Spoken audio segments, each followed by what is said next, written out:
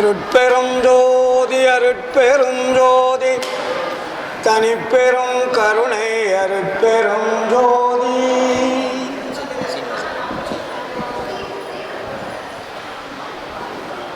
நினைந்து நினைந்து உணர்ந்து உணர்ந்து நினைந்து நினைந்து உணர்ந்து உணர்ந்து நெகிழ்ந்து நெகிழ்ந்து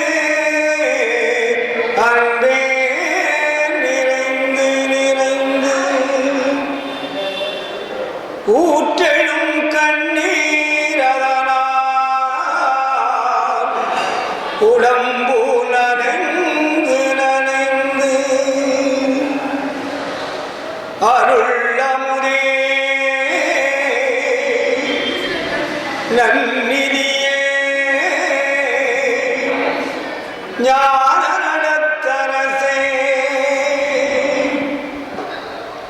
என்னுரிமை நாயகனே என்று என்னுரிமை நாயகனே என்று வரைந்து வரைந்து ஏத்தனம் நாம் வம்மின் உலகியலே மரணமிலா பெருவாழ்வில் வாழ்ந்திடலாம் கண்டி புனைந்துரையே பொய் புகழே சத்தியம் சொல்கின்றேன் பொற்சபையில் சிற்சபையில் புகும் தருணம் இதுவே புகும் தருணம் இதுவே புகும் தருணம் இதுவே அருட்பெரும் ஜோதி அருட்பெரும் ஜோதி தனிப்பெரும் கருணை அருட்பெரும் ஜோதி.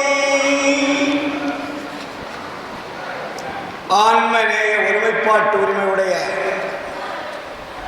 சகோதர சகோதரிகளே, உங்கள் அனைவருக்கும் முதற்கண் நன்றி கலந்த வணக்கத்தையும் வாழ்த்துக்களையும் தெரிவித்துக் கொள்கிறேன். விழுப்புரம் நகரிலே வள்ளலார் அருள் மாளிகை சன்மார்க்க சங்கம் நடத்தும் 76வது ஆண்டு தைப்பூச ஜோதி தரிசன பெருவிழா மிக சீரும் சிறப்புமாக நடைபெற்று கொண்டிருக்கிறது. இங்கே அறிஞர் பெருமக்கள் எல்லாம் வந்து சன்மார்க்க உரை நிகழ்த்தியிருக்கிறார்கள். இசை நிகழ்ச்சிகள் நடைபெற்றன. இன்னும் மேற்கொண்டு சன்மார்க்க அன்பர்கள் உரை நிகழ்த்த உள்ளார்கள். அவர்களுக்கெல்லாம் நன்றி கலந்த வணக்கத்தையும் வாழ்த்துக்களையும் தெரிவித்துக் கொள்கிறேன். இன்று காலையிலே பேசுவதற்கு என்னுடைய பெயரை பதிவு செய்திருந்தார்கள். நானும் காலையிலே வந்துவிட்டேன். இங்கே வருகின்ற பொழுது ஊர்வலம் நிகழ்ச்சிகளெல்லாம் பார்க்கின்ற பொழுது காலம் நேரம் அதிகமாகிவிட்டது. அன்னதானம் வழங்கப்பட்டது. ஆனால் அண்ணாமலை அவர்கள் நீங்கள் மாலையிலே பேசிவிட்டு செல்லுங்கள் என்று தயவு கூர்ந்து கேட்டார்கள். அதற்காக இன்று நான் இருக்க வேண்டிய ஒரு சூழல் ஏற்பட்டது. வடலூரிலே நேற்றே வந்துவிட்டேன். அங்கே அன்பர்களெல்லாம் வந்து காத்து கொண்டிருக்கிறார்கள். வெளியூர் அன்பர்கள், வெளிநாட்டு அன்பர்கள், இன்னும் சில அன்பர்களெல்லாம் அங்கள் ஃபோன் மேல் ஃபோன் செய்து வடலூரிலே காத்து கொண்டிருக்கிறார்கள். இருப்பினும் இங்கே வந்த வேலையை பூர்த்தி செய்துவிட்டு செல்ல வேண்டும் என்ற எண்ணத்தோடு உங்களிடத்திலே பகிர்ந்து கொள்வதற்காக நான் இங்கே காத்திருந்தேன். அதற்காக வள்ளல் பெருமான் ஒரு நிகழ்ச்சி சொல்லுவார். வடலூர் பெருவெளியிலே வள்ளலார் அவர்கள் செய்து கொண்டிருக்கிறார்கள். கூட்டம் அலைமோதி கொண்டிருக்கிறது. அவர் பேசிக்கொண்டே இருக்கிறார். இரவு 12 மணி ஆகிவிட்டது. ஒரு கூட்டம் 10 மணியோட படுத்து விட்டது. இரண்டாவது ஒரு கூட்டம் 11 மணி வரையும் படுத்து விட்டது. மூன்றாவது கூட்டம் எல்லோரும் படுத்து விட்டார்கள். வள்ளலார் மட்டும் சொற்பொழி செய்து கொண்டிருக்கிறார். அருகிலே வேலாயுதனார் இருக்கிறார். அவர் அச்சத்தோடவும் பயத்தோடவும் வள்ளல் பெருமான் ஏதாவது சொல்லிவிடுவார் என்ற ஏக்கத்தில் அருகிலே அமர்ந்து கொண்டிருக்கிறார். அவர் நினைக்கிறார், எல்லோரும் படுத்து விட்டார்கள், ஐயா பேசிக் கொண்டிருக்கிறார். அவர் படித்தவர்களுக்கெல்லாம் படித்துக் கொண்டிருப்பதெல்லாம் ஐயாவுக்கு தெரியாத போல் இருக்கிறது என்று, ஐயா எல்லோரும் உறங்கிவிட்டார்கள், நீங்கள் மட்டும் பேசிக் கொண்டிருக்கிறீர்களே என்று பயத்துடன் கேட்டார். பிட்ச் நிறுத்துங்கானார். பயந்துட்டார். அப்பொழுது ஐயா சொல்லுவார், இப்பொழுது என்னுடைய பேச்சை தேவர்கள், சித்தர்கள், முத்தர்கள் எல்லாம் கேட்டுக்கொண்டிருக்கிறார்கள். அவரவருடைய தகுதிக்கு தகுந்த பேச்சு வருகின்ற வரை அவர் இருந்தார்கள். அத்துடன் அவர் படுத்து விட்டார்கள். இப்பொழுது இங்கே இருக்கக்கூடியவர்கள் எல்லாம் தேவர்கள், மூவர்கள், சித்தர்கள், யோகிகளுக்கு சமமானவர்கள். இவர்களெல்லாம் மற்றவர்களுக்கு எடுத்துச் சொல்லக்கூடிய ஆற்றல் உள்ளவர்கள். இவர்கள் தெரிந்தால் உலகமே தெரிந்தது போல் ஆகிவிடும். ஆனால்தான் தேவர்கள், மூவர்கள், சித்தர்கள், யோகிகள் எல்லாம் வள்ளலார் ஒரு புதிய வழியை காட்டுகிறார். அதற்கு முன்னாடி அவர்களுடைய சென்ற வழி, அவர்கள் சென்ற பாதை மிகவும் கரடு முரடான பாதைகளாக இருந்தது. இறைவனை அடைவதற்கு வழி தெரியாமல் அல்லல் பட்டு, அவதைப்பட்டு, வேதனைப்பட்டு சென்று கொண்டிருந்தார்கள். இறைவனை காண முடியவில்லை. அதற்கு பின்னாடிதான் வள்ளலாருடைய பெருமையும் புகழையும் தெரிந்து கொண்டு ஒரு நேர் வழியை காட்டுவதற்காக வள்ளலார் வந்திருக்கிறார் என்பதை நமது அருளாளர்கள் எல்லாம் தெரிந்து கொண்டார்கள். அதனால்தான் இங்கே இருப்பவர்கள் குறைவாக இருந்தாலும் அவருடைய ஆன்மாக்கள் விழிப்புடன் இருக்கக்கூடிய ஆன்மாக்களாக இருக்கிறது. வள்ளலார் ஒருவர் உலகமெல்லாம் சன்மார்க்கத்தை பரப்பினார். இப்பொழுது லட்சக்கணக்கான சன்மார்க்கிகளை உருவாக்கி இருக்கிறார் வள்ளலார். அந்த சன்மார்க்கிகள் தான் உலகம் முழுவதும் சுத்த சன்மார்க்க விதையை விதைத்துக் கொண்டிருக்கிறார்கள். எங்கு பார்த்தாலும் சன்மார்க்கம் ஒளிவிட்டு பறந்து வீசிக்கொண்டிருக்கிறது. உலகம் முழுவதும் வள்ளலாருடைய கொள்கை அதிதீவிரமாக பரவி கொண்டிருக்கிறது. ஏனென்றால் வள்ளலார் காட்டிய தெய்வம் உண்மையான தெய்வம். ஆனால் அதற்கு மெய்ப்பொருள் என்று பெயர் வைத்தார். அந்த மெய்ப்பொருளை இதுவரையிலே உலகத்திலே யாரும் காட்டவில்லை, காணவும் இல்லை. ஆனால் வள்ளல் பெருமான் கண்டேன், கழித்தேன், கழிப்புற்றேன் என்பார்.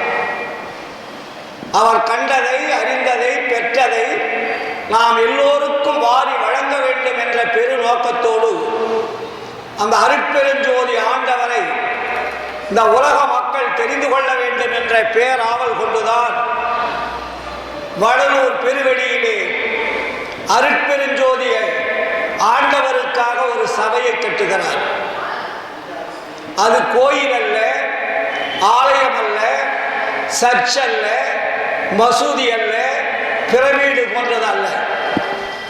அது சமரச சுத்த சன்மார்க்க சத்திய ஞான சபை என்று பெயர். அங்கே சமரசம் இருக்க வேண்டும், சுத்தம் இருக்க வேண்டும், சத்தியம் இருக்க வேண்டும்,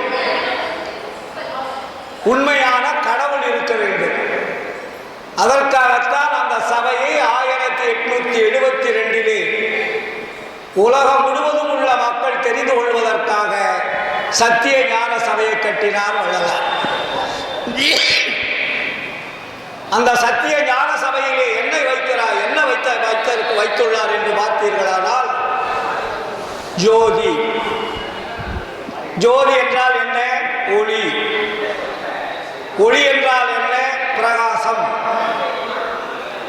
அந்த அருட்பெருஞ்சோதி ஆண்டவர் உலகம் முழுவதற்கும் ஒளியை வழங்கி கொண்டிருக்கிறார் என்பதை உணர்த்துவதற்காக அங்கு அருட்பெருஞ்சோதி ஆண்டவர் கொலுவிருக்கும் இடமாக அங்கே ஒரு ஞான சிங்காதன பீடம் அமைத்து அதிலே ஞான தீபத்தை வைத்து இதுதான் கடவுளுடைய விளக்கம் என்பதை சொல்லி இதை நீங்கள் வழிபாடு செய்யுங்கள் என்று சொல்லுகிறார். இதுவரையிலே நாம் வழிபாடு செய்து வந்த தெய்வங்கள் எல்லாமே பொய்யான தெய்வங்கள் என்று பறைசாற்றுகிறார் வள்ளலார். அவர் பொய் என்று சொன்ன உடனே நம்மளுடைய ஆன்மீக சிந்தனைவாதிகள் எல்லாம் கொதித்து எழுந்தார்கள். 1867 இருந்து வள்ளலாருக்கு தமிழ்நாட்டிலே எதிர்ப்புகள் அதிகமாயின. அந்த எதிர்ப்புகள் எல்லாம் அவர் கண்டுகொள்ளவே இல்லை.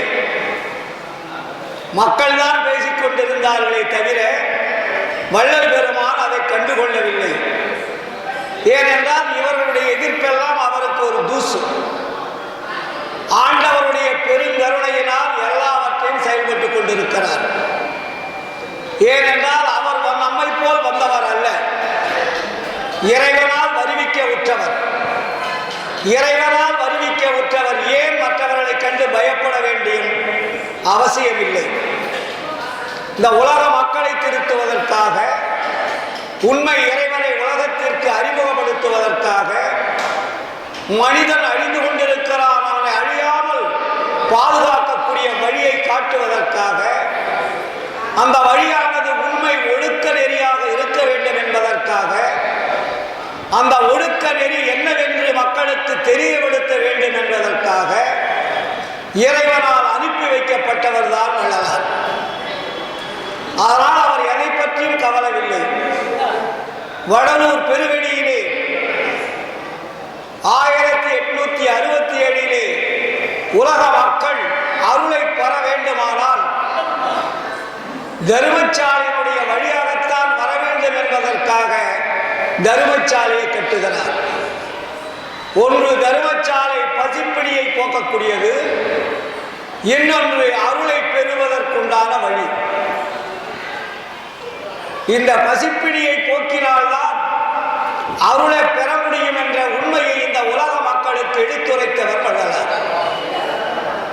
இதற்கு முன்னாடி இருந்தவர்கள் எல்லாம் ஆலய வழிபாட்டிற்கு செல்லக்கூடியது, சரியை கிரியை யோகம் ஞானம் என்ற வழிபாட்டு முறைகளிலே பின்பற்றி இந்த வழியாக சென்றால்தான் இறைவனை அடைய முடியும் என்று சொன்னார்கள். வள்ளலார் அத்தனையும் தூக்கி எறிய வேண்டும் என்று சொன்னார். சரியினாலேயோ கிரியையினாலேயோ யோகத்தினாலேயோ ஞானத்தினாலேயோ இறைவனுடைய அருளை பெற முடியாது என்று திட்டவட்டமாக சொன்னவர் வள்ளலார். இறைவனுடைய அருளை பெற வேண்டுமானால் நீ கருணை உள்ளவனாக மாற வேண்டும், தயவுள்ளவனாக மாற வேண்டும், அன்புள்ளவனாக மாற வேண்டும், இரக்கமுள்ளவனாக மாற வேண்டும் என்ற ஒரு பேர் உண்மையை உலக மக்களுக்கு எடுத்துரைத்தார் வள்ளலார். இதனால் தமிழகத்தில் எங்கு பார்த்தாலும் எதிர்ப்பு, ஆதீனங்கள் எதிர்ப்பு, தமிழ் புலவர்கள் எதிர்ப்பு, ஆன்மீகவாதிகள் எதிர்ப்பு, பழங்கால வேத ஆகம புராணங்கள் எழுதி மக்களை ஏமாற்றிக் கொண்டிருந்தவர்கள் அத்தனை பேரும் எதிர்ப்பு. இத்தனை எதிர்ப்புகளையும் தாண்டி ஆங்கிலேயருடைய ஆட்சி, பிரிட்டிஷ்காரனுடைய கொடுமை, வெள்ளையருடைய ஆதிக்கம், இந்த கொடுமையினாலும் மக்கள் அழிந்து கொண்டிருக்கிறார்கள். அந்த அழிவு பாதையிலிருந்து மக்களை காப்பாற்றுவதற்கு வழி தெரியாமல் இருந்த நாடு நம்ம நாடு. பட்டினி, பசி, வறுமை என்ற கொடூரமான கொடுமைக்கு ஆளாகி இருந்த மக்கள் இதையெல்லாம் கருத்தில் கொண்டு உலக மக்களை பசியினுடைய கொடுமையில் இன்று நீக்க வேண்டும் என்ற ஒரு பெரும் கருணையை கையில் எடுத்தார் வள்ளலார். அந்த கருணையின் அடிப்படையில் தான் 1867ஆம் ஆண்டு வைகாசி 11ஆம் நாள் வடலூரிலே தர்மசாலையை ஏற்படுத்துகிறார். அந்த தர்மசாலை இன்று வரையிலே வருகின்ற அத்தனை மனித தேகம் படைத்தவர்களுக்கும் உணவளித்துக் கொண்டிருக்கிறது. இன்று பார்த்தீர்களானால் உலகம் முழுவதும் வள்ளல் பெருமானுடைய கருணையை பின்பற்றுவதற்கு எல்லா ஆன்மீகவாதிகளும் தயாராகி கொண்டிருக்கிறார்கள். அக்காலகட்டத்திலே எதிர்ப்பு குரல் எண்ணில் அடங்காதது. வள்ளலாரை நீதிமன்றத்துக்கு அழைத்தார்கள். அவர் எழுதிய அருப்பாவை மறுப்பா என்று வழக்கு தொடுத்தார்கள். இப்பொழுது நாம் கையிலே வைத்துக் கொண்டிருக்கிறோமே 6ஆம் திருமுறை, அந்த 6ஆம் திருமுறை அல்ல, முதல் எழுதிய 1லிருந்து 5 திருமுறை உள்ள கருத்துக்களே அவரை நீதிமன்றத்திற்கு அழைத்தது. 6ஆம் திருமுறை அப்பொழுது வெளியே வரவில்லை. வள்ளலார் எழுதிய 6ஆம் திருமுறை மக்களிடத்திலே செல்லவில்லை. 5 திருமொழிகளில் இருக்கக்கூடிய கருத்துக்கள் ஆன்மீகவாதிகளை நிலகுலிய செய்தது. அவர்களை திக்குமுக்காட வைத்தது. அந்த காலகட்டத்திலே தான் நீதிமன்ற வரலாறுகள் எல்லாம் உங்களுக்கு தெரியும். வள்ளலார் நீதிமன்றத்திற்கு செல்லாமலே ஜெயித்தார். வள்ளலார் நீதிமன்றத்திற்கு செல்லவில்லை. வள்ளலார் உருவத்திலே அருட்பெருஞ்சோதி ஆண்டவர் நீதிமன்றத்திற்கு சென்றார். வடலூர் பெருவெளியிலே வள்ளலார் இருந்து கொண்டிருக்கிறார். தர்மசாலையிலே இருக்கிறார். அப்போ நீதிமன்றத்திற்கு சென்றது யார் என்று அங்கே பார்க்கிறார்கள். அதற்கு வள்ளலார் தான் விடையளிக்கிறார். அருட்பெருஞ்சோதி ஆண்டவர் வள்ளலார் உருவம் தாங்கி அங்கே மஞ்சக்குப்பம் நீதிமன்றத்திற்கு சென்று எல்லோரையும் அசர வைத்த காட்சி தெரியும். அப்போ அருப்பா மறுப்பா போற்ற போராட்டம் நிர்மூலமானது. அருப்பா வென்றது. மறுப்பா செய்தவர்கள் எல்லாம் அழிந்து போய்விட்டார்கள். அதற்கு பின்னர் தான் வள்ளல் பெருமான் இறைவனுடைய அருள் ஆதிக்கம் அதிகம் பெறுகிறார். அதற்கு முன்னாடி இருந்த அருளை விட இந்த நீதிமன்றம் சென்று வடக்கிலே வெற்றி காண்டுவிட்ட பிறகு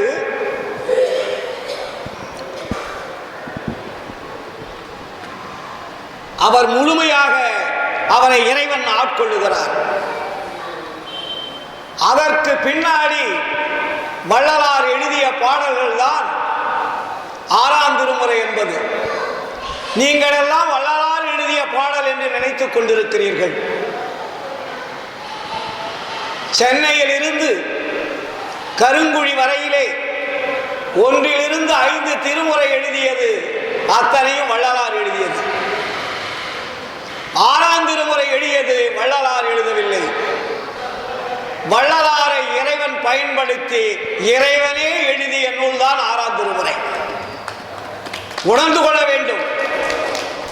ஆனால்தான் அதிலே அழுத்தமாக சொல்லுகிறார், நான் உரைக்கும் வார்த்தையெல்லாம் நாயகன் தன் வார்த்தை.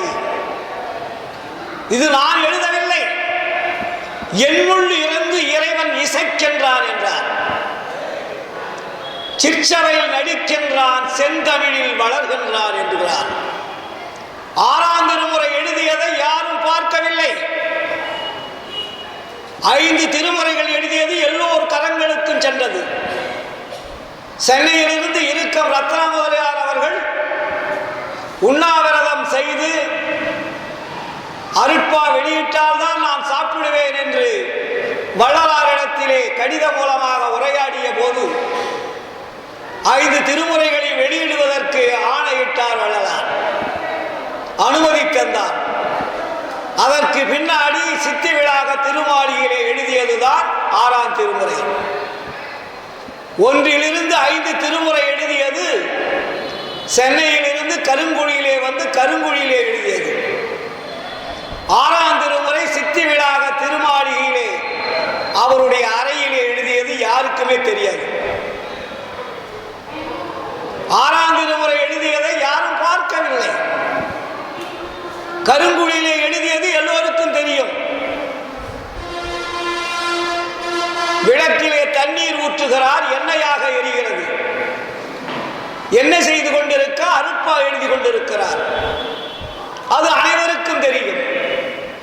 ஆனால் சித்தி விளாகத்திலே இறைவன் வந்து அவருடைய தொடர்பு கொண்டு அவருடைய ஆன்மாவிலே இறங்கி உண்மைகளை உரைக்கின்ற போது அது எந்த பேப்பரிலே எழுதினார், எப்படி எழுதினார், யார் மை வாங்கி கொடுத்தார்கள், யார் பேப்பர் வாங்கி கொடுத்தார்கள், எப்பொழுது எழுதினார் என்ற ரகசியம் யாருக்குமே தெரியாது. ஆனால் மொத்தமாக 6ஆம் திருமுறை முழுவதும் இறைவனால் எழுதப்பட்ட நூல்.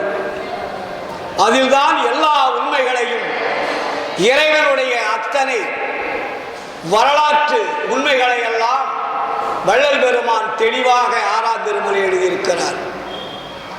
அதிலே எல்லாவற்றையும் சுருக்கி அருட்பெருஞ்சோதி அகவல் என்ற 1596 அடிகளில் அருட்பாவனுடைய சாரத்தை எல்லாம் அதிலே பிழிகிறார்.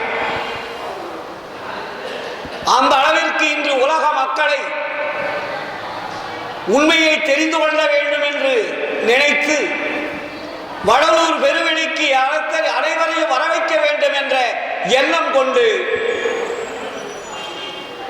6ஆம் திருமுறை முழுதும் எழுதி கடவுள் யார் என்பதை உலக மக்களுக்கு காட்ட வேண்டும் என்று எண்ணம் கொண்டுதான் 1872 சபையை கட்டி அங்கே அருட்பெருஞ்சோதி யார் என்பதை அறிமுகப்படுத்துகிறார்.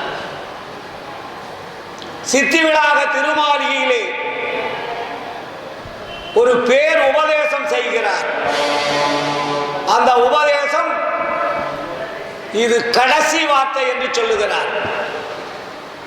உபதேசம் என்று அவர் சொல்லுகின்ற பொழுது பேருபதேசம் செய்துவிட்டு கொடியேற்றிவிட்டு பேருபதேசம் செய்கிறார்.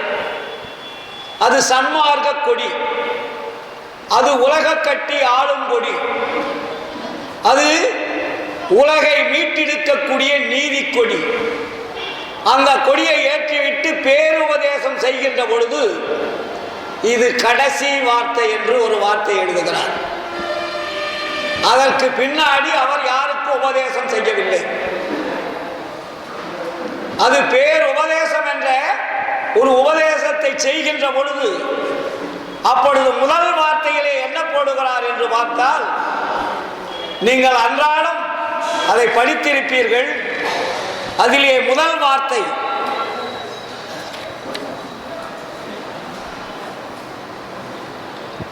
வள்ளல் பெருமான் அந்த பேருபதேசத்திலே முதலாவதாக அவர் வாயிலிருந்து வரக்கூடிய முதல் வார்த்தை, இங்குள்ள நீங்கள் எல்லவரும் இதுவரையில் இருந்தது போல் இனியும் வீண்காலம் கழித்துக் கொண்டிருக்காதீர்கள். நீங்கள் இதுவரையில் எப்படி வேண்டுமானாலும் இருந்திருக்கலாம். எந்த ஜாதி சமய மதங்களிலே உங்களுடைய வாழ்க்கை அமைத்துக் கொண்டிருக்கலாம். நீங்க எந்தெந்த வழியிலே பின்பற்றி கொண்டிருந்தீர்களோ அந்த வழிமுறைகளை எல்லாம் ஒரு பக்கமாக ஓரம் கட்டிவிட்டு நான் சொல்லுவதை தயவு செய்து கேளுங்கள் என்று ஒரு பேருபதேசத்தை உலக மக்களுக்கு அரங்கேற்றம் செய்கிறார். அதிலே முதல் வார்த்தை தான், இங்குள்ள நீங்கள் எல்லவரும் இதுவரையில் இருந்தது போல் இனியும் வீண்காலம் கழிக்காதீர்கள்.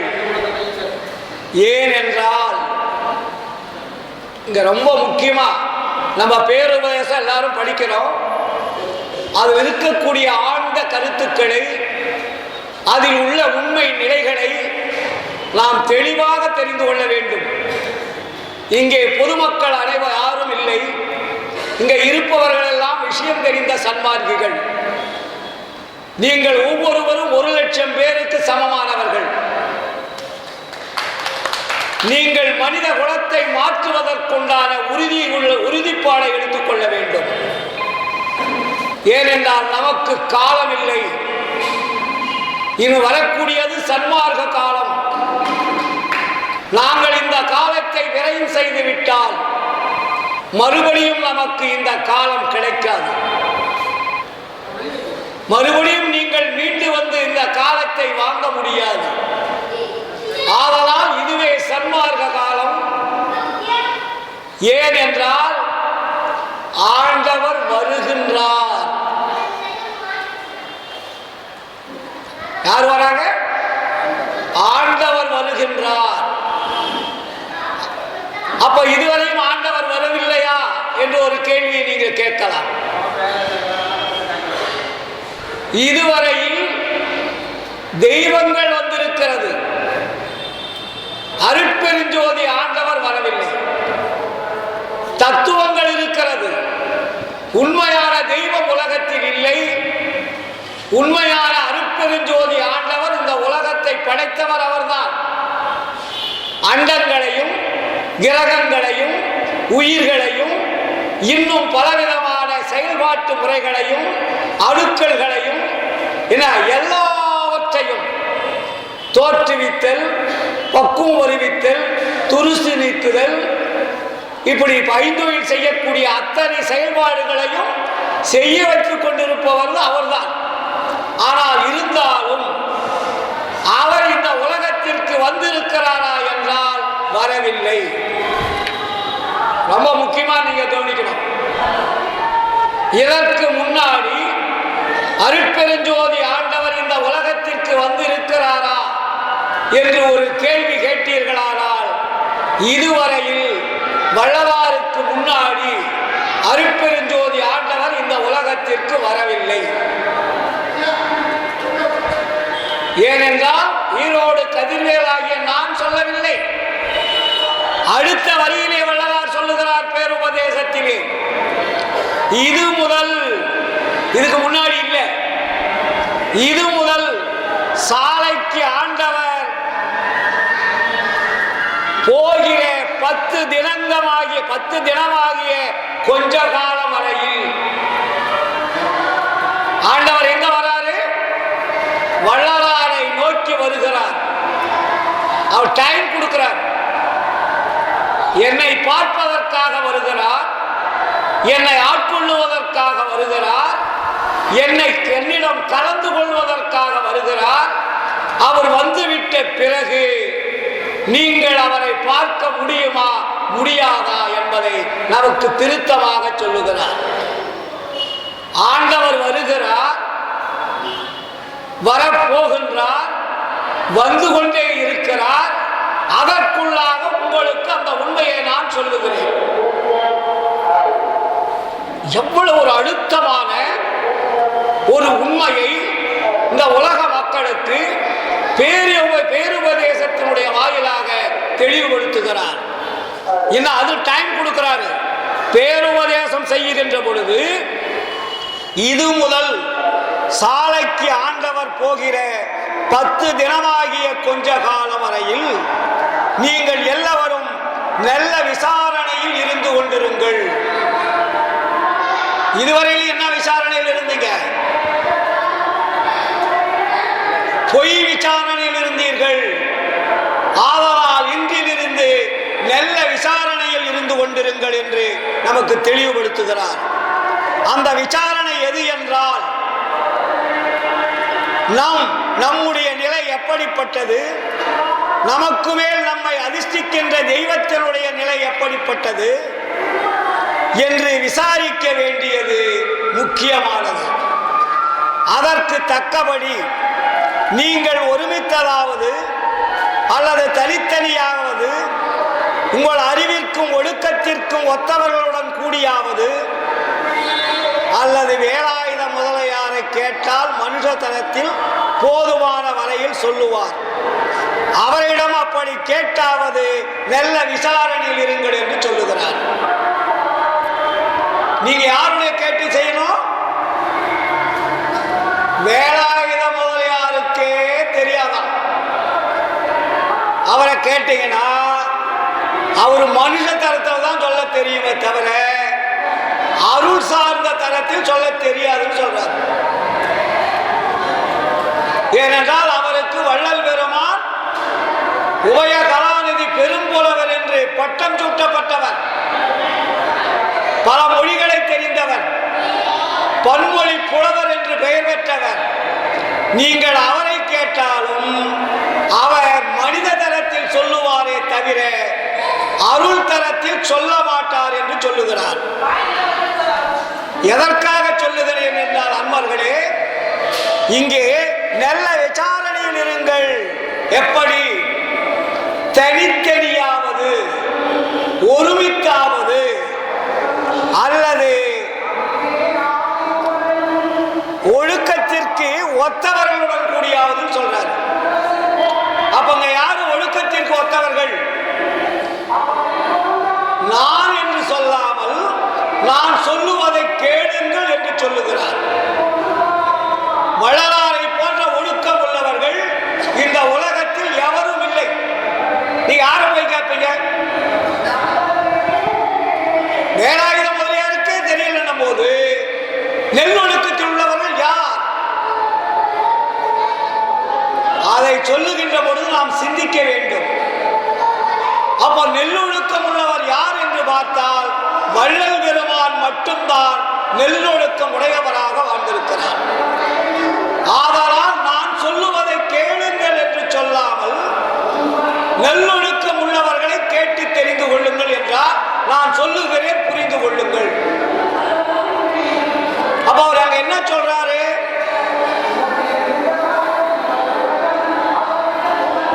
அப்ப அங்க நமக்கு தெளிவுபடுத்துறாரு. இதற்கு மேற்பட நாமும் பார்த்தும் கேட்டும் அதுக்கு பாரு விடை என்ன கொண்டாந்து கொடுக்கிறார். நாம் இதற்கு மேற்பட இதற்கு முன்னாடி நாம் பார்த்தும் கேட்டும் லட்சியம் வைத்துக் கொண்டிருந்த வேதம், ஆகமம், புராணம், இதிகாசம் முதலிய கலைகள் எதனிலும் லட்சியம் வைக்க வேண்டாம். நெல்லொழுக்கம் உள்ளவர்களிடம் தெரிந்து கொள்ளும் சொன்னாரா? அப்ப நெல்லொழுக்கம் உள்ளவர்கள்னா எப்படி இருப்பாங்க? இந்த வேத ஆகம புராணங்களை படித்தவர்கள் தான் நெல்லொழுக்கம் என்று நீங்கள் நினைத்துக் கொண்டிருக்கிறீர்கள். ஆனால் அவர்கள் நெல்லொழுக்கம் உள்ளவர்கள் அல்ல. நீங்க அதை கேட்டு தெரிஞ்சுக்கணும்னு சொன்னார்னா நல்லொழுக்கம் உள்ளவர்கள் அவர்கள் என்று நம்ம நினைச்சுக்கலாம். ஆனா இங்க என்ன சொல்றாரு? வேதம், ஆகமம், புராணம், இதிகாசம் முதலிய கலைகள் எதனையும் லட்சியம் வைக்க வேண்டாம்.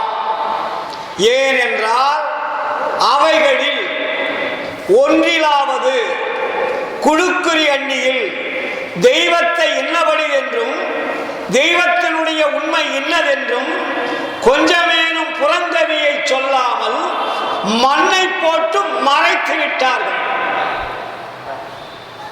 நம்ம என்ன படிச்சிட்டு இருக்கிறோம்? பேருபதேசத்தை பாடம் படிக்கிறோம். நம்ம குழந்தைகள் பாடம் படிப்பது போல பேருபதேசத்தை படித்துக் கொண்டிருக்கிறோம். அதில் உள்ள கருத்துகள் எவ்வளவு ஆழம் உள்ளது என்பதை நாம் புரிந்து கொண்டிருப்போமானால் வேதங்களையோ ஆகமங்களையோ புராணங்களையோ இதிகாசங்களையோ அவர்கள் காட்டிய தெய்வ வழிபாட்டு முறைகளையோ நாம் பின்பற்றுவோமா என்று சிந்திக்க வேண்டும்.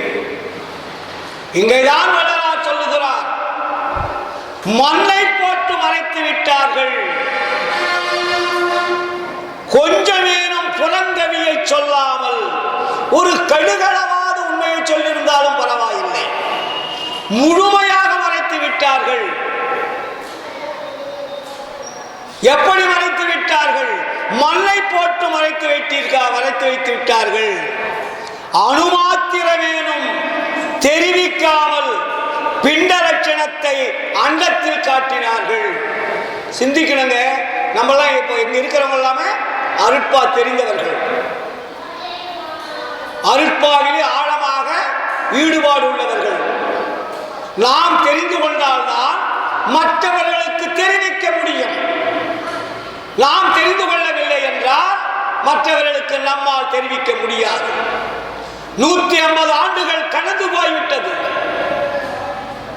சுத்த சன்மார்க்கத்தை பேசிக் கொண்டிருக்கக்கூடிய நபர்கள் இப்பொழுதுதான் உயர்ந்து வந்து கொண்டிருக்கிறார்கள். இதற்கு முன்னாடி சமயங்களை சார்ந்தவர்கள், மதங்களை சார்ந்தவர்கள், ஜாதியை சார்ந்தவர்கள் சன்மார்க்கத்தை போதித்துக் கொண்டிருந்தார்கள். சன்மார்க்கம் வளர்ச்சி அடையவில்லை. சுமார் 40 ஆண்டுகளாக வள்ளலாருடைய உண்மை நெறியை பின்பற்றி பட்டி தொட்டிகள் எல்லாம், நகரங்கள் எல்லாம், வெளிநாடுகள் எல்லாம் எதை பற்றியும் கவலைப்படாமல் வள்ளலார் சொல்லிய கருத்துக்களை ஆழமாக விதைக்கக்கூடிய பொறுப்பை ஏற்றுக்கொண்டேன் நான் என்பதை உங்களுக்கு சொல்லிக் கொடுக்கிறேன். ஏனென்றால் எனக்கு வள்ளலார் கற்றுத்தந்த பாடம்.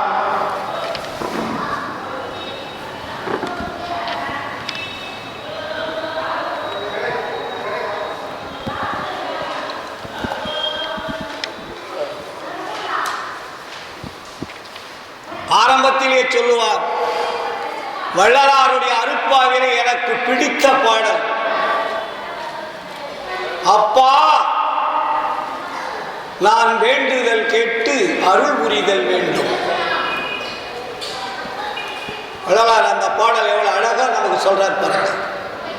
அப்பா நான் வேண்டுதல் கேட்டு அருள் புரிதல் வேண்டும், ஆறுயிர்கெல்லாம் நான் அன்பு செயல் வேண்டும், எப்பாரும் எப்பதமும் எங்கனம் நான் சென்றே என் தந்தை நினது அருட்புகழை இயம்பியிடல் வேண்டும், செப்பாத மேனிலவே சுத்த சிவமார்க்கம் திகழ்ந்தோங்க அருஜோதி செலுத்தியிடல் வேண்டும்.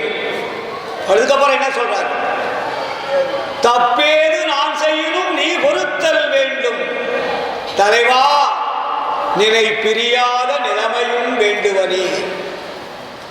இந்த உலகத்தில் நான் பிறந்ததனுடைய மனித தேகத்தை எடுத்ததனுடைய குறிக்கோள், லட்சியம் இறைவனுடைய புகழை பாடுவது, இறைவனுடைய புகழை பேசுவது, இறைவனுடைய புகழை உலகமெல்லாம் சென்று பரப்புவது. அதைத்தான் வள்ளலார் இங்கே அழுத்தமாக சொன்னார். எனக்கு அதன் மேல் அளவு கடந்த பற்றுதல் வந்தது. எப்பாரும் எப்பதமும் எங்கனம் நான் சென்றே என் தந்தை நினது அருட்புகழை இயம்பியிடல் வேண்டும். இதைவிட நமக்கு என்ன பெருமை இருக்கிறது? இதைவிட நமக்கு என்ன புகழ் இருக்கிறது? வள்ளல் பெருமான் இறைவனால் வருவிக்க உற்றவர். அவர் இந்த உலக மக்களை திருத்துவதற்காக வந்தார். சமயங்கள், மதங்கள், மார்க்கங்களை எல்லாம் குழி நோண்டி புதைக்க வந்தார். சாத்திர குப்பைகள் என்றார். பொய் புழுவது. அவர் சமயங்களை சாடியது போல, மதங்களை சாடியது போல, ஜாதிகளை சாடியது போல உலகில் எந்த ஞானியும் இல்லை. சமய மத சாத்திரம் எல்லாம் குப்பைகள் அவர்கள் இல்லையா? அப்படிப்பட்ட ஒரு உண்மை நெறியை உலகத்திற்கு பரப்ப வேண்டுமானால் பொய் நெறியை இருக்கமிடம் இல்லாமல் அழிக்க வேண்டியதுதானே. நீங்கள் அழிக்க வேண்டிய அவசியம் இல்லை. நீங்கள் சுத்த சன்மார்க்கத்தை பரப்பினீர்களானால் அதுவே சென்றுவிடும். அதை நீங்கள் ஒன்றும் செய்ய வேண்டியதில்லை. அது சாணாக சென்றுவிடும். ஒளி வந்தால் இருள் இருக்கும் இடம் தெரியாது. இருளை நீங்கள் போக்க முடியுமா? போக்க முடியாது. இருளை போக்க வேண்டும் என்றால் என்ன வேண்டும்? அங்கே ஒளி வேண்டும். ஒளி வந்தால் இருள் எப்படி போனது என்பது தெரியாது. அதனால்தான் வள்ளல் பெருமான் சத்திய ஞான சபையை கட்டி இருளை போக்கும் ஒளியை வைத்தார். இருள் எங்கே போகிறது? ஒளி வந்தவுடனே மறுபடியும் வெளியே போயிடுதுன்னு அர்த்தம் அல்ல. ஒளி வந்தால் இருள் ஒளிக்குள் அடங்கிவிடும். இந்த வெளியில் இருக்கக்கூடிய இருள் எல்லாம் அது ஒளிக்குள் அடங்கிவிடும். அது வெளியே போகாது. ஏன்னா வெளியே போனா மறுபடியும் வரும். ஆனால் தான் வள்ளல் பெருமான் ஒளி ஒன்றே அந்த பகிரண்டமெல்லாம் விளங்குகிறது. சூரியன் வந்தால் இருள் வருமா? சந்திரன் வந்தால் இருள் வருமா? அக்னி வந்தால் இருள் வருமா? உலகமெல்லாம் ஒளி வழங்கக்கூடிய சாதாரண பஞ்சபூதங்களுக்கு எவ்வளவு சக்தி இருக்கிறது என்றால், பஞ்சபூதங்களை படைத்து, இரங்கங்களை படைத்து, உலகங்களை படைத்து, அண்டங்களை படைத்து, எல்லாவற்றையும் தன்னைத்தானே இயக்கிக் கொண்டிருக்கக்கூடிய ஆற்றல் மிகுந்த அருட்பெரும் ஜோதிக்கு எவ்வளவு ஆற்றல் இருக்கும் என்பதை சிந்தித்து பார்க்க வேண்டும். சும்மா ஏதோ வள்ளலார் வந்து அருட்பெருஞ்சோதி என்ற ஒரு தீபத்தான் என்று சொல்லி வைத்துவிடவில்லை. அது ஒரு விளக்கம். அதனால்தான் சத்திய ஞான சபை கூட என்ன பேர் வைக்கிறார் வள்ளலார்? அது இயற்கை உண்மை அல்ல, இயற்கை விளக்குன்னு பேர் வச்சார். இயற்கை உண்மை என்பது வேறு, இயற்கை விளக்கம் என்பது வேறு, இயற்கை இன்பம் என்பது வேறு. புரிஞ்சுக்கணும். இயற்கை உண்மை, இயற்கை விளக்கம், இயற்கை இன்பம். ஆனா எல்லாம் ஒன்றில் இருந்து வெளியே வருகிறது. இயற்கை உண்மை என்பது அருட்பெருஞ்சோதி ஆண்டவர், இயற்கை விளக்கம் என்பது அதிலிருந்து வரக்கூடிய அருள், இயற்கை இன்பம் என்பது என்றும் அழியாத வாழ்வு. அதுதான் பேரின்ப வாழ்வு. பேரின்ப வாழ்வு என்பது இயற்கை என்பது பேரு. அவ பேரின்ப வாழ்வு என்பது எதற்கு பெயர் வைத்தார் வள்ளலார்? மரணத்தை வெல்லுகின்றவர்க்கு தான் இயற்கை இன்பம் என்று பெயர். மற்றதற்கெல்லாம் இயற்கை இன்பம் கிடையாது.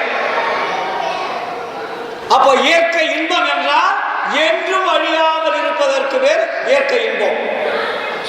அப்போ ஆண்டவர் எப்படி என்றும் அழியாமல் இருக்கிறாரோ, தோற்ற மாற்றம் இல்லாமல் இருக்கிறாரோ, அதுபோல நாம் இந்த உடம்பு, உயிர், ஆன்மா என்ற மூன்றும் ஒளி உடம்பாக மாற்றக்கூடிய ஒரு ஆற்றல் உண்டு என்பதை காட்டுவதற்காக வந்ததுதான் வள்ளலார். அதை எப்படி காட்ட முடியும்? சொல்லி காட்ட முடியும், செயலால் காட்ட முடியும், அனுபவத்தால் உணர முடியும். சொல், செயல், அனுபவம், இந்த மூன்றையும் பெறுவதற்கு எது தேவை? ஒழுக்கம் தேவை. இயற்கை உண்மை, இயற்கை விளக்கம், இயற்கை இன்பத்தை பெறுவதற்கு என்ன தேவை? ஒழுக்கம் தேவை. அங்கே பக்தி தேவையில்லை, தியானம் தேவையில்லை, யோகம் தேவையில்லை. என்ன தேவைன்னு வள்ளலார் சொன்னாரு? ஒழுக்கம் தேவை. அந்த ஒழுக்கத்தை தான் வள்ளலார் பிரிச்சார். வள்ளலாறு ஒழுக்கத்தை வள்ளலார் சொன்ன மாதிரி உலகத்துல யாருமே சொல்லல. நம்ம ஜீவகாருண்ய ஒழுக்கம் அப்படின்னு சொல்றோம். ஜீவகாருண்ய ஒழுக்கத்தில் எத்தனை பிரிவுகள் இருக்கு? 4 பிரிவுகள் இருக்கு. ஜீவன் என்றால் என்ன? உயிர். உயிருக்கு பேரு ஜீவன். காருண்யம் என்றால் என்ன? அன்பு, இரக்கம், தயவு, இது எல்லாம் சேர்ந்தது காருண்யம். சன்மார்க்கங்களை கொஞ்சம் நல்லா ஆழமா உள்ள போனாதான் புரியும். அப்போ ஜீவன் என்ற உயிரை காப்பாற்ற வேண்டுமானால் அதுக்கு ஜீவ காருண்ய ஒழுக்கம்னு பேர் வச்சார். உங்களுடைய உயிரை காப்பாற்ற வேண்டுமானால் நீங்கள் ஒழுக்க நெறிகளை கடைபிடிக்க வேண்டும். இங்கதான் எல்லாமே அடிபட்டு போகுது. அங்கே பக்தி நெறி அடிபட்டுடுது, யோக நெறி அடிபட்டுடுது, எல்லா நெறியுமே அடிபட்டு போயிடுது. ஒழுக்கம் என்பது புறத்தில் சென்று தேடுவதல்ல. ஒழுக்கம் என்பது தன்னுடைய உடம்பையும் உயிரையும் இந்திரியங்களையும் கரணங்களையும் காப்பாற்றக்கூடியது எதுவும் அது பேர் தான் ஒழுக்கம். அதனாலதான் ஃப்ரண்ட்ல இருந்து பேக்குக்கு போறார், உள்ள போறார். நீ ஆன்மாவை காப்பாற்ற வேண்டுமானால் ஜீவனை காப்பாற்றணும். ஜீவனை காப்பாற்ற வேண்டுமானால் கரணங்களை காப்பாற்றணும். கரணங்களை காப்பாற்ற வேண்டுமானால் இந்திரியங்களை காப்பாற்றணும். அந்த லிங்க் அழகா கொடுப்பாரு. நீ ஆன்மா போயிட்டா இது மூணு போயிடும். அப்ப முதல் எதை காப்பாற்றணும்? ஆன்மாவை காப்பாற்றணும். அதுக்கப்புறம் ஜீவனை காப்பாற்றணும். அதுக்கப்புறம் கரணங்களை காப்பாற்றணும். அதுக்கப்புறம் இந்திரியங்களை காப்பாற்றணும். இந்த நான்கையும் காப்பாற்றுவதற்கு புறத்திலிருந்து போங்க. அகத்திலிருந்து வந்தீங்கன்னா தான் காப்பாற்ற முடியும். ஆனா புறத்திலிருந்து நீங்க உள்ள போகணும்னாரு. அப்போ புறம் என்பது என்ன, புறப்புறம் என்பது என்ன, அகம் என்பது என்ன, அகப்புறம் என்பது என்ன? புறப்புறம் என்பது இந்திரியங்கள், புறம் என்பது கரணங்கள், அகப்புறம் என்பது ஜீவன், அகம் என்பது ஆன்மா. சரியாவதா? அப்போ இத 4 பகுதிகளாக நம்முடைய பாடி இயங்கிட்டு இருக்கு. அப்போ இந்த ஒழுக்கத்தை எங்கிருந்து கொண்டு போகணும்? புறத்திலிருந்து கொண்டு போகணும். அதுக்கு இந்திரியத்துக்கு என்ன பேர் வச்சார் வள்ளலாரு? இந்திரிய ஒழுக்கம். கரணத்துக்கு என்ன பேர் வச்சாரு? கரண ஒழுக்கம். ஜீவனுக்கு என்ன பேர் வச்சாரு? ஜீவ ஒழுக்கம். ஆன்மாவுக்கு என்ன வச்சாரு? ஆன்ம ஒழுக்கம். அப்போ நீ இறைவனுடைய அருளை பெறுவதற்கும் இந்த உடம்பை விட்டு உயிரும் ஆன்மாவும் பிரியாமல் இருக்க வேண்டுமானால் நீங்கள் ஒழுக்கத்தை தானே கடைபிடிக்கணும். ஒழுக்கம் வந்துட்டா புற வழிபாட்டு முறை அழிஞ்சு போய் அது உங்களை விட்டு நீங்குச்சுன்னு அர்த்தம். உங்களுக்கு ஒழுக்கம் வராது இருக்கிறவரையோ நீங்க புற வழிபாட்டுக்கு போயிட்டு இருக்கிறீங்கன்னு அர்த்தம். இதான் உண்மை. உங்ககிட்ட ஒழுக்கம் இருக்குதுன்னா புற வழிபாட்டுக்கு நீங்க போக மாட்டீங்க. நீங்களே டெஸ்ட் பண்ணிக்கலாம். நீங்க புற வழிபாட்டுக்கு போயிட்டு இருக்கிறீங்கன்னா உங்ககிட்ட ஒழுக்கம் இல்லைன்னு அர்த்தம். ரெண்டே தான். அது யாரா இருந்தாலும் சரி, அவர் தேவர்கள், மூவர்கள், சித்தர்கள், யோகிகள், யாரா இருந்தாலும் சரி, நீங்கள் புறத்தில் வழிபாடு செய்கிறீர்கள் என்றால் நீங்கள் ஒழுக்கம் இல்லாதவர்கள் என்பதை நீங்களே புரிந்து கொள்ளலாம். இதைத்தான் வள்ளலார் அழுத்தமாக சொன்னார். ஒழுக்கம்தான் உனக்கு அருளை கொடுப்பது, ஒழுக்கம்தான் உன் உயிரை காப்பாற்றுவது. அதற்காக இந்த ஒழுக்கம் 4ஐயும் நான் சொல்லுகிறேன். முதல் இந்திரிய ஒழுக்கம், கரண ஒழுக்கம். இந்த 2ஐயும் கடைபிடியுங்கள் போதும்னார். அவ்வளவு ஸ்ட்ராங் அந்த 2 தான் இருக்கு. அப்ப இந்திரிய ஒழுக்கத்தையும் கரண ஒழுக்கத்தையும் கடைபிடித்தீர்களானால் ஜீவ ஒழுக்கம், ஆன்ம ஒழுக்கம் இறைவன் வந்து கண்டினியூ போயிடுவார், உங்களை கூப்பிடுவார். நீங்க கிட்டையே நெருங்க முடியலன்னா ஆண்டவர் எப்படி சார் வருவார்? அவரை நினைக்கிறதுக்கே நமக்கு தகுதி இல்லை. அவரா வந்து அருள் கொடுப்பார்னா கொடுப்பாரா? சிந்திக்க வேண்டும். அததான் சொல்றாரு நமக்கு அதே பேருபதேசத்துல, ஏ மக்களே, இப்பொழுது ஆண்டவர் என்னை ஏறார் நிலைமையில் ஏற்றிருக்கிறார். அழகா சொல்றார் பாருங்க. இப்பொழுது ஆண்டவர் என்னை ஏறார் நிலைமையில் ஏற்றிருக்கிறார். ஏனென்றால் இப்போது எல்லாவற்றையும் விட்டுவிட்டதினால் வந்த லாபம் இது. எல்லாவற்றையும் விட்டுவிட்டதினால் வந்த லாபம் இது. ஆதலால் நீங்களும் விட்டுவிட்டீர்களானால் என்னை போல் பெரிய லாபத்தை பெறுவீர்கள்.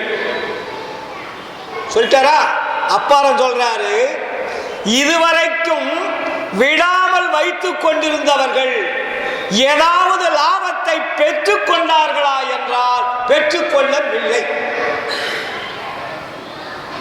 நீ இதுவரையும் ஜாதி, சமய, மதங்கள் இருந்தவர்கள் ஏதாவது லாபத்தை பெற்றுக் கொண்டிருக்கிறார்களா என்றால் பெற்றுக்கொள்ளவில்லை. ஸ்ட்ராங் பண்றாரு. அப்புறம் நான் அப்படி அந்த சமயத்தில் வைத்திருந்த லட்சியமே என்னை இந்த நிலையில் தூக்கிவிட்டது என்றாலோ அந்த லட்சியம் என்னை தூக்கிவிடவில்லை. இப்ப நம்ம எல்லாம் பேசிட்டு இருக்கிறோம் மேடையா. வள்ளலார் சமய மதங்களை பின்தொடர்ந்து வந்தார், பல தெய்வங்களை வழிபாடு செய்து கொண்டு வந்தார். அவர் போலதான நம்மளும் போகணும், அவர் வணங்கின தெய்வத்தை தானே நம்மளும் வணங்குறோம். அப்படி இருக்கும்போது வள்ளலார வணங்கி இருக்கும் போது நம்ம ஏன் வணங்கக்கூடாது? நம்ம ஏன் அந்த வழியில போகக்கூடாது? அவரே தான் தெய்வங்களை பற்றிலாம் நிறைய பாடல்கள் எழுதி வச்சிருக்காரு. அப்படி நம்ம மேடையே பேசிட்டு இருக்கிறோம். இப்படியெல்லாம் நீங்கள் பேசுவீர்கள் என்று தெரிந்துதான் இங்கே அவர் எழுதுகிறார். என்ன, அப்படி அந்த சமயத்தில் வைத்திருந்த லட்சியமோ என்னை இந்த நிலையில் தூக்கிவிடவில்லை. அந்த லட்சியம் தூக்கிவிடவில்லை. என்னை இந்த ஸ்ட்ராங் பண்றார் பாருங்க. என்னை இந்த இடத்திற்கு தூக்கிவிட்டது யாதெனில் அக்காலத்திலேயே எனக்கு தெரிவிக்க வேண்டியதை தெரிவித்தார் என்று வாசக பெருவிண்ணப்பத்திலும் எத்தேவரையும் நின் சாயையாய் பார்த்ததே அன்றி தலைவாவேர் எண்ணியது உண்டோ என தேடியது உண்டு நின் திருவுரு உண்மை என்னும் தொடக்கமுடைய பதிகத்திலும் விண்ணப்பத்தி இருக்கின்றேன். என்ன சொல்றாருங்க? நான் சமயத்தில் இருக்கின்ற போது கூட, பல தெய்வங்களை நான் பாடுகின்ற பொழுது கூட, நான் ஒரு பாடலை நான் எழுதிட்டு இருந்தேன். நீங்க படிக்கலையா? என்னன்னு சொல்றாங்க? மாயையாய் கலங்கி வருந்திய போதும் வள்ளல் உன் தன்னையே நினைத்து உன் சாயையாய் பிறரை பார்த்தனே அல்லால் தலைவாவேன் எண்ணியதுண்டோ தூயவர் பாதம் அறிய நான் அறியேன் துயரினி சிறிது மிங்காற்றேன் நாயகா பொறுத்தது போதும் நன்றருள் புரிவதும் கடனே. அதுக்கப்புறம் என்ன சொல்றாரு?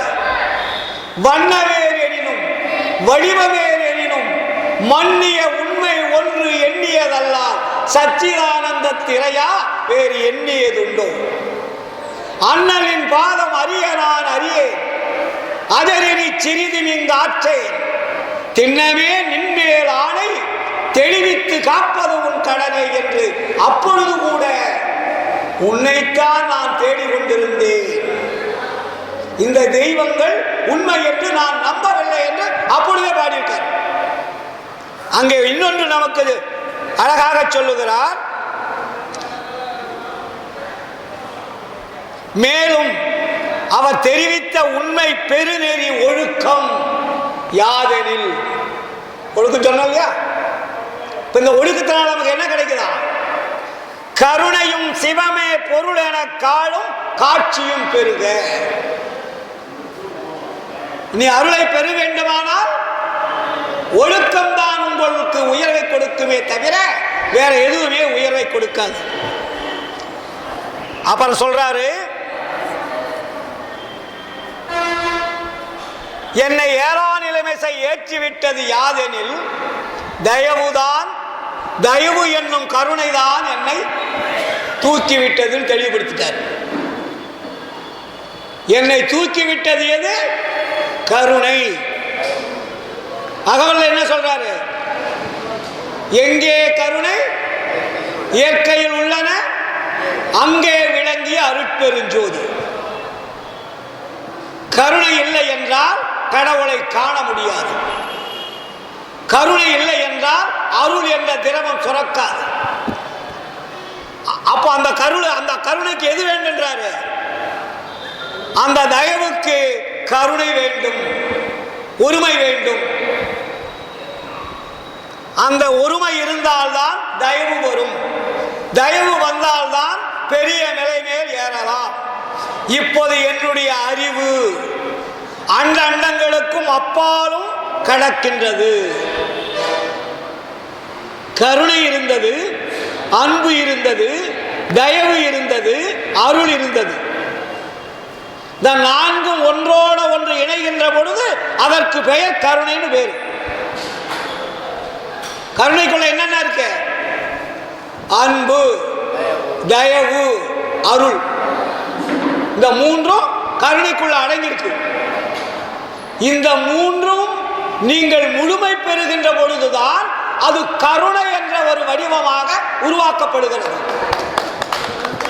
அதுவெளி கருணைக்கு வடிவம் என்னன்னு உங்களுக்கு தெரியாது. சும்மா கருணை கருணைன்னா சும்மா சொல்லிட்டு இருந்தா வேலையாகாது. அதுக்குள்ள அன்பு இருக்க வேண்டும், தயவு இருக்க வேண்டும், அருள் இருக்க வேண்டும். இது மூன்றும் சேர்ந்த ஒரு மெய்ப்பொருளுக்கு பெயர் தான் கருணை. அதனால ஆண்டவருக்கு என்ன பெயர் வைக்கிறார் வள்ளலார்? தனி பெரும் கருணை. அப்ப இன்னொன்னு தெளிவா சொல்றாருங்க. இப்பொழுது என்னுடைய அறிவு அண்ட அண்டங்களுக்கும் அப்பாலும் கடந்திருக்கிறது. அது அந்த ஒருமையினால் வந்தது. ஆதலால் நீங்களும் என்னை போல் ஒருமையுடன் இருங்கள். ஒருமைனா என்ன சார்? பேதம் இல்லாதது. எது பேதம் இல்லாமல் இருக்கிறதோ அதுக்கு பேரு ஒருமை. இப்ப நம்ம எல்லாம் பேதம் இல்லாமல் இருக்கிறோமா? ஜாதி பேதம் இருக்கிறது, சமய பேதம் இருக்கிறது, மத பேதம் இருக்கிறது, மொழி பேதம் இருக்கிறது, நாடுனுடைய பேதம் இருக்கிறது, மனிதர் என்ற பேதம் இருக்கிறது, விலங்குகள் என்ற பேதம் இருக்கிறது, தாவரங்கள் என்ற பேதம் இருக்கிறது. இது எல்லாமே பேதங்கள். அப்ப ஒருமை என்பது என்ன? எல்லாவற்றையும் ஒரே தன்மையாக பார்க்கக்கூடிய இயல்பு எதுவோ அதுக்கு பேரு ஒருமை. அதனாலதான் அருட்பாவல என்ன சொல்றாரு வள்ளலாருங்க? ஆண்டவர் எங்க பார்த்தன்றாரு? எத்துணையும் பேதம் உறாது எவ்வுயிரும் தம் உயிர் போல் எண்ணி உள்ளே ஒத்து உரிமை உடையவராய் உவக்கின்றார் யாவர் அவருளந்தான் சுத்த சித்துருவாய் எம்பெருமான் நடமுறியும் இடமெனலாம் தெரிந்தேன். கடவுள் எங்க இருக்கான்னு சொல்றாரு? எத்துணையும் வேதம் உறாது எவ்வுயிரும் தம்முயிர் போல் எண்ணி உள்ளே ஒத்து உரிமை உடையவராய் உவக்கின்றார் யாவர் அவருளந்தான் சுத்த சித்துருவாய் எம்பெருமான் நடமுறியும் இடமெனலாம் தெரிந்தேன். அந்த வித்தகர்தம் அடிக்கேவல் புரிந்திட என் சிந்தை மிக விளைந்ததாலே கடவுள் இருக்கும் இடத்தை நான் காணுகின்ற பொழுது பேதமில்லாத ஒருமையில் இருக்கின்றவன் எவனோ அவன் கடவுள் அருளை பெற்றவன் என்பதை நான் பார்க்கிறேன். அதுதான் பேதம் இல்லாதது, ஒருமை உடையது. அதனாலதான் வள்ளலார்கிட்ட தினமும் விண்ணப்பம் என்ன சொல்றீங்க? சுத்த சன்மார்க்கத்தின் முக்கிய லட்சியமாகிய ஆன்மநேய ஒருமைப்பாட்டு உரிமை எங்களுக்குள் எவ்விடத்தும் எவ்விதத்தும் எவ்வளவும் விலகாமல் நிறைந்து விளங்க செய்வித்து அருள் புரிதல் வேண்டும். எல்லா இடத்துலயுமே டேலி பண்ணுவார் வள்ளலார். இங்க விதை போடுவாரு, இங்க வளர்ப்பாரு, இங்க வந்து பாத்துக்கடா பையனுவாரு, இங்க பையனை காட்டுவாரு, இந்த பையன் எப்படி வந்ததுன்னு சொல்லுவாரு, இந்த வருவதற்கு என்ன விதைன்னு காட்டுவாரு. இங்க கீழே இருந்து மேலையும் போவாரு, மேல இருந்து கீழே வருவார். வள்ளலாரை புரிந்து கொள்வதற்கு தனி அறிவு பத்தாது, அதுக்கு அருள் அறிவு வேண்டும், அனுபவ அறிவு வேண்டும், ஒழுக்க நிறைந்த பேரறிவாக விளங்க வேண்டும். அப்பொழுதுதான் திருவருட்பாவை நாம் உண்மையை உணர்ந்து கொள்ள முடியும். ஆதலால் நாம் என்ன செய்யணும்? இதுவரையில் ஒழுக்கத்திற்கு வராமல் எவ்வளவு தாழ்ந்த மனுஷர்களாக இருந்தாலும் சாலைக்கு கொஞ்சம் தினம் இருக்கின்றது, காலை சாலைக்கு போறதுக்கு கொஞ்சம் தினம் இருக்கின்றது. இங்க ரொம்ப ரொம்ப கவனிக்கணும். இவரு சொல்ற இடம் சித்தி விழாக திருமாளிகளை கொடியேற்றிட்டு உபதேசம் பண்றாரு. ஆண்டவர் அவரை பார்க்க வராரு. பார்த்துட்டு இருப்பாரு. எங்க ஆண்டவர் போவார்னு சொல்றாரு? சாலைக்கு போகும் கொஞ்ச தினம் இங்க எங்கெங்க முடிச்சு வள்ளலார் போட்டிருக்காங்க கண்டுபிடிக்கிறது கஷ்டம். உபதேசம் பண்றாரு சித்தி விளாக திருமாளிகை. ஆண்டவர் வரப்போகிறான்னு சொல்லுகிறார் இல்லையா? அப்புறம் என்னுடன் கலக்க போகிறான்னு சொல்றாரு. அதுக்கு முன்னாடியே ஆண்டவர் மறுபடியும் எங்கே செல்ல போகிறார் என்பதை தெளிவுபடுத்துறாரு. நம்ம புரிஞ்சுக்கிட்டோமா? வருவதற்கு முன்னாடி சொல்லுகிறார், சத்தியவான் வார்த்தை இதுதான் உரைத்தேன் கண்டாய், சந்தேகம் இளையதனில் சந்தோடம் உருவாய், இத்தினமே அருஜோதி எய்துகின்ற தினமாம், இனிவரும் தினங்களெல்லாம் இன்பமுறு தினங்கள், சுத்த சிவ சன்மார்க்கம் துலங்கும், எல்லா உலகம் தூய்மையுறும், நீ உரைத்த சொல் அத்தனையும் பலிக்கும், செத்தவர்கள் எழுந்து உலகில் திரிந்து மகிழ்ந்திருப்பார், திருவருட் செங்கோல் எங்கும் செல்லுகின்றன. இது எப்ப சொல்றாரு? ஆண்டவர் வருவதற்கு முன்னாடி சொல்றார். தனித்தலைமை பெறும்பது என் தந்தை வருகின்ற தருணம் இது, சத்தியங்கன் சகதலத்திற்கேன்மின், இனித்தனரும் கனி போன்ற என்னுளம் தித்திக்க, இன்னமுதம் அருத்தி என ஏழுலகம் போற்ற, மணித்த உடம்பித எளியா வாய்மை உடமாக்கி, மன்னிய சித்தராந்தை வல்லபமும் கொடுத்து, கனிந்த சிவானந்த பெறும் பெரும்போகம் தனிலே கழித்திட வைத்திடுகின்ற காலையும் இங்கிதுவே சொல்றாரா? பேருவதா அதுக்கு முன்னாடி சொல்றாரு. பேருபதேசம் சொல்லிட்டு சித்தி விழாக திருமாளிகை 74 தான் போறார். 1874 இல்லைங்களா? அங்க போகும்போது என்ன சொல்றாரு? ஆண்டவர் வந்து அங்க அமர்ந்திருக்காரு. முதல்ல ஆண்டவர் வருவார் என்று சொன்னார், வந்துவிட்டார் என்று சொன்னார், இங்க வந்து அமர்ந்து கொண்டிருக்கிறார் சொல்றாரு. உலக வரலாற்றில் எந்த நூல்களிலும் இல்லாதது, எந்த வேத ஆகம புராணங்களும் சொல்லாதது. வந்தார், வருகின்றார், வரப்போகின்றார், இப்பொழுது அமர்ந்து கொண்டிருக்கின்றார். சும்மா இல்லை, ஆண்டவர் வந்து சித்தி விழாக திருமாளிகையிலே அமர்ந்து கொண்டிருக்கிறார். வெளியே மக்களிடத்திலே சொல்லுகிறார். டைம், ஆண்டவருக்கு டைம் கொடுத்தவர் வள்ளலார். அங்க உள்ள காத்துக்கிட்டு இருக்கார் இறைவன். இங்கே சொல்லுகிறார், ஏ மக்களே, இதுவரையில் இருந்தது போல் இனியும் வீண்காலம் கழிக்காதீர்கள். ஏனென்றால் என் சாமி, எனது துறை, என்னுயிர் நாயகனார் இன்று வந்து நான் இருக்கும் இடத்தில் அமர்கின்றார். பின்சாரும் 2.5 நாழிகைக்குள்ளே எனது பேருடம்பில் கலந்து உலத்தே பிரியாமல் இருப்பார். தன் சாதி உடைய தவத்தாரே நான் தான் சாற்றுகின்றேன். அறிந்தது இது, அறியாததல்ல, அறிந்தது இது. சத்தியம் சத்தியம் சத்தியமே. மின்சாரம் இடமொழிவாய் என்மொழி வெளியாகும் 2.5 நாழிகை கடந்த போது டைம் கொடுத்தார்.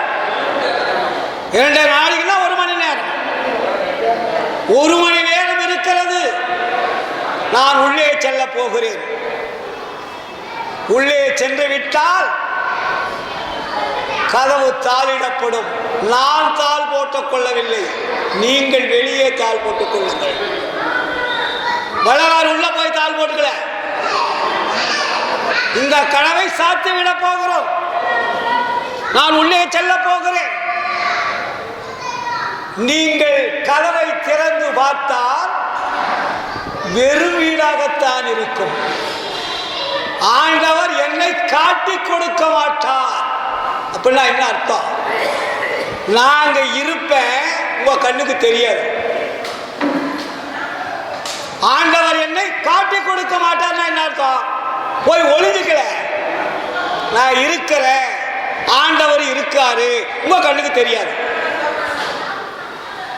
அவருடைய தேகம் ஒளி தேகமாக மாறிக்கொண்டது.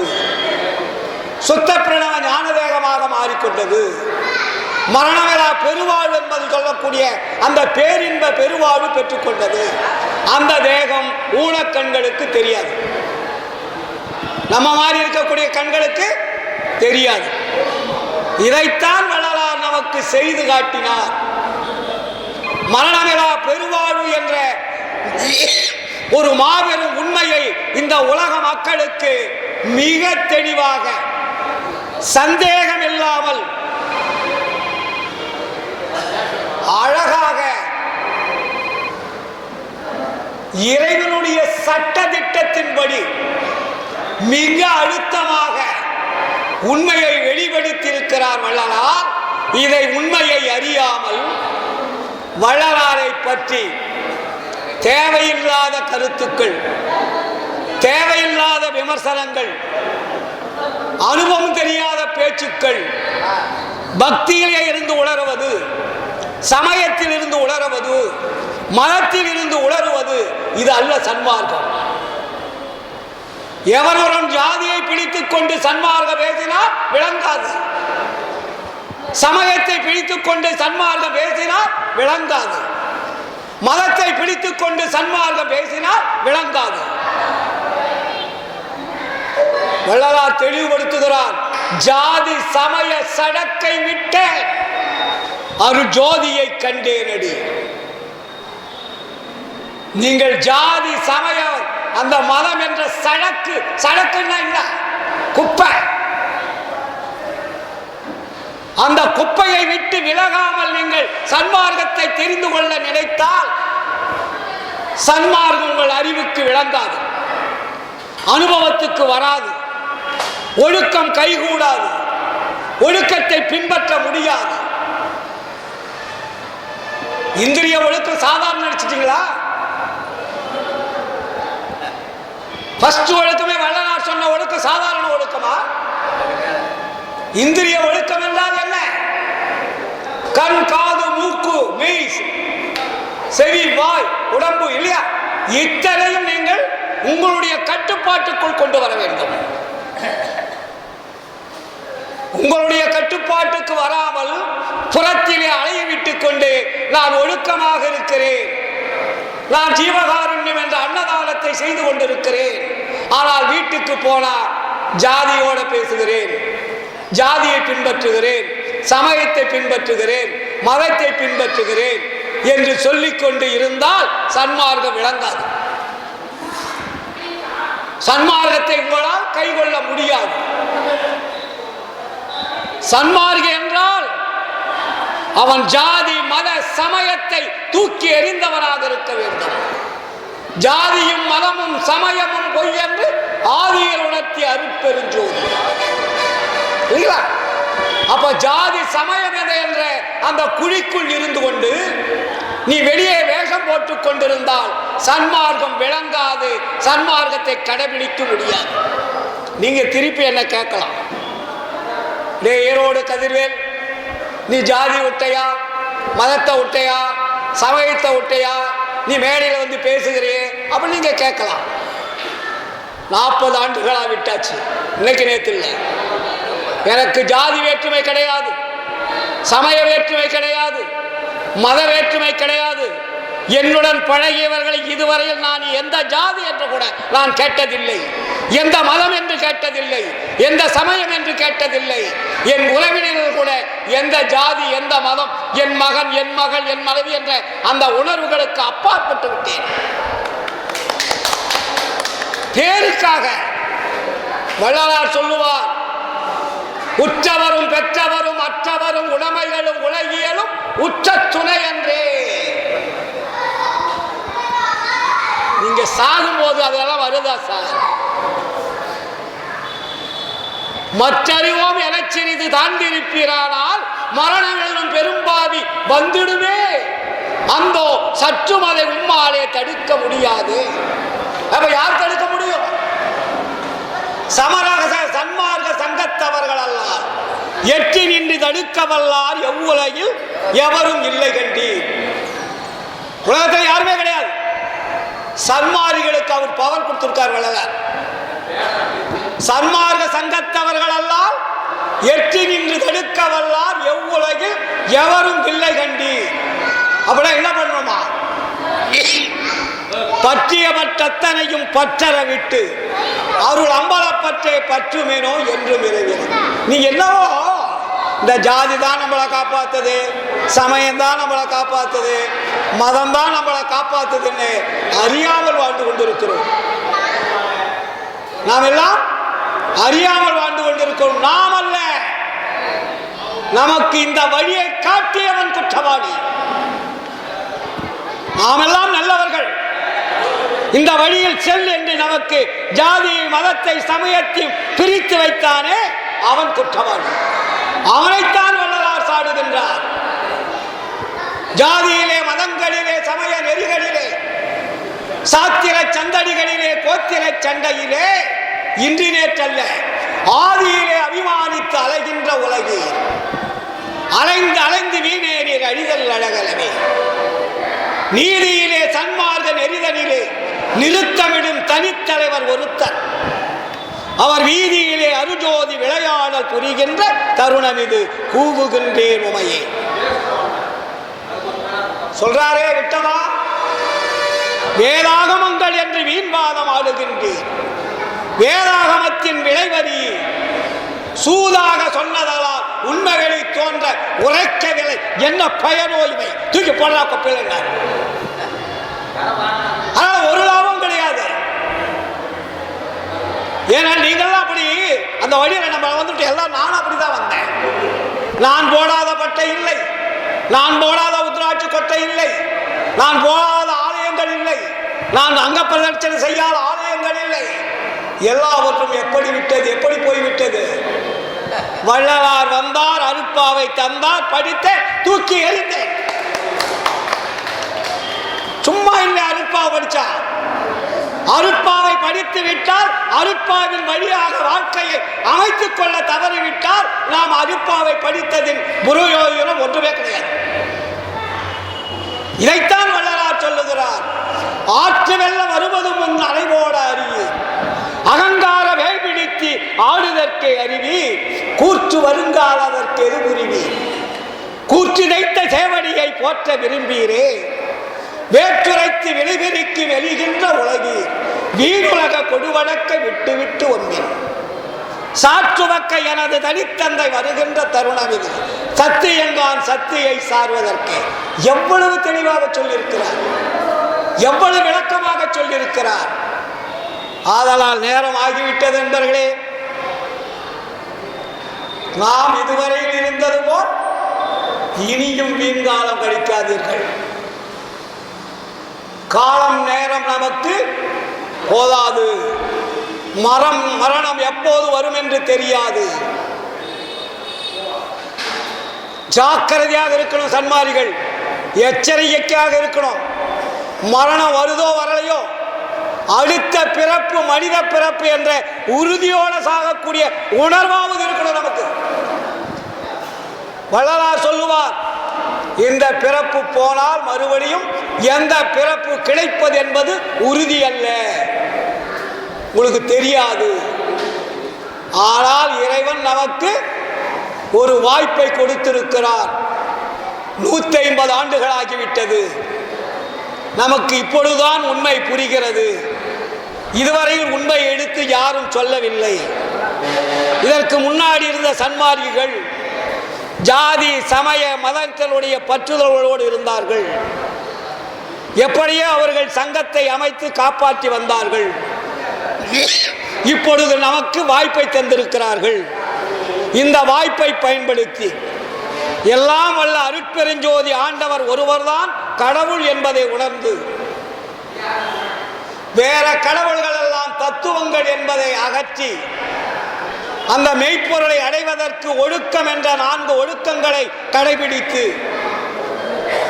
ஆன்மாவில் இருக்கக்கூடிய திரைகளை விலக்கி ஆன்மாவில் இருக்கக்கூடிய அந்த அருளை பெற்று, அந்த அருளை பெற்று மரணவிழா பெருவாழ்வு வாழ வேண்டும் என்பதற்காகத்தான் வள்ளல் பெருமான் இந்த உலகத்திற்கே வந்தார்.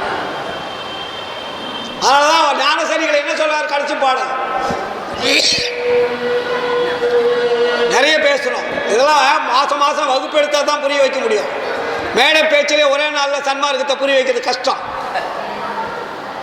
இதுக்குதான் விசாரம்னு சொன்னார். ஒவ்வொரு மாதமும் விசாரம் செய்ய வேண்டும். நம்முடைய ஆன்மாவை தெரிந்து கொள்வதற்குண்டான ஆன்மாவினுடைய திரையை நீக்கிக் கொள்வதற்குண்டான விசாரவசத்தர்களாக இருக்க வேண்டும். இல்லைங்களா? அப்ப அதுக்கு நமக்கு என்ன கொடுத்திருக்காரு? ஞான சரியை என்ற 28 பாடல் கொடுத்திருக்காரு. இந்த 28 பாடல்களும் நமக்கு வழிகாட்டி.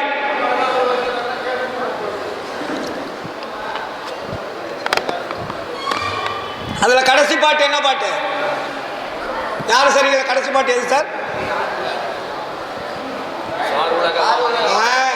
சாருலக வாதனையை தவிர்த்தவர் உள்ளகத்தே சத்தியமாய் அமர்ந்தருளும் உத்தம சற்குருவை நேருறவே எவராலும் கண்டுகொளற்கரிதான் நித்தியவான் பொருளையெல்லாம் நிலைகளும் தானாகி ஏருறவே விளங்குகின்ற இயற்கை உண்மை தன்னை எல்லாம் செய் வல்லவத்தை எனக்களித்த பதியை ஓரு உறவு என்று அடைந்து போற்றி மகிழ்ந்திடுமின் உள்ளமெல்லாம் கனிந்துருகி உள்ளபடி நினைந்தே. அப்ப உள்ளபடி எப்படி நினைக்கலாம்? முதல் பாட்டு வந்துட்டார். கடைசி பாட்டை முடிச்சுட்டு மறுபடியும் அப்படியே ஒரு ரவுண்டு இப்படியே வாங்கடான்றாரு. 28 பாட்டையும் போட்டு மறுபடியும் நினைந்துக்கு போங்கடான்றார். கடைசி பாட்டை நினைந்துன்னு முடிக்கிறார். மறுபடியும் எங்க போகணும்? நினைந்துக்கு போங்க. நினைந்து நினைந்து உணர்ந்து உணர்ந்து நெகிழ்ந்து நெகிழ்ந்து அன்பே நிறைந்து நிறைந்து ஊற்றெழும் கண்ணீர் அதனால் உடம்பு நனைந்து நனைந்து அருளமுதே நன்னிதியே ஞான நடத்தரசே என்னுரிமை நாயகனே என்று வணைந்து வணைந்து ஏற்றுதும் நாம் வன்மின் உலகியலி மரணமிலா பெருவாழ்வில் வாழ்ந்திடலாம் கண்டே. இது புனைந்துரையே பொய் புகழே சத்தியம் சொல்கின்றேன் பொற்றவையில் சிற்றவையில் புகுந்தருணம் இதுவே என்று கூறிக்கொண்டு பேருபதேசம் எடுத்துட்டா 4 நாளைக்கு கூட பேசலாம். அவளுக்கு சரக்கு அதில் இருக்கு. அதுக்குண்டான விளக்கங்களை எடுத்து சொல்ல சொல்ல அது நிறைய நமக்கு உண்மைகளை சொல்லும். ஆதலால் இதுவரையில் இருந்தது போல் இனியும் மீன்காலம் கழிக்காமல் உண்மை ஒழுக்கம், உண்மை இரக்கம், உண்மை அனுபவம், உண்மை அருள் அத்தனையும் பெற்றால்தான் மரணமிலா பெருவாழ்வு கிடைக்கும். சும்மா நீங்க திருவருப்பா படிச்சுக்கிட்டே இருந்தா வீட்டுக்கு வந்து மரணமிலா கொடுப்பாருன்னு சொன்னீங்கன்னா உங்களை நீங்களே ஏமாற்றிக் கொள்வது என்று கூறிக்கொண்டு வள்ளல் பெருமானுடைய அந்த பொன்னான அருள் நெறிகளை பின்பற்றி எல்லோரும் எப்படி வாழணும்? எல்லோரும் இன்புற்று வாழ. அது அவர் சொன்னார், எல்லா உயிர்களும் இன்புற்று வாழணும் வள்ளலார் சொல்றாரு. நீங்க மட்டும் வாழ்ந்தால் பத்தாது, எல்லா உயிர்களும் இன்புற்று வாழ்க. அதற்கு எது எதிர்பார்க்கு?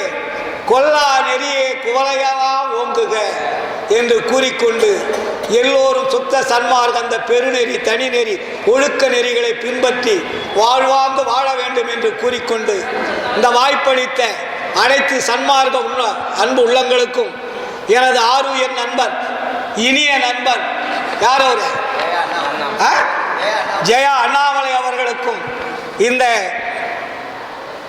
அருள் மாளிகையை கட்டி காப்பாற்றி இடைவிடாத அன்னதானமும் அடிக்கடி சொற்பொழிவு நடத்திக் கொண்டு எவ்வளவு சிரமங்கள் இருந்தாலும் அதை சிரமையை போட்டுக்கொண்டு இடைவிடாத அந்த அறப்பணியை செய்து கொண்டு வரும் அத்தனை அன்புள்ளங்களுக்கும் எல்லாம் வல்ல அருட்பெருஞ்சோதி ஆண்டவர் அருள் புரிய வேண்டும் என்று கேட்டுக்கொண்டு இந்த வாய்ப்பளித்த அத்தனை அன்பு உள்ளங்களுக்கும் நன்றி கூறி என்னுடைய உரையை நிறைவு செய்கிறேன். நன்றி, வணக்கம், வாழ்த்துக்கள், வாழ்க.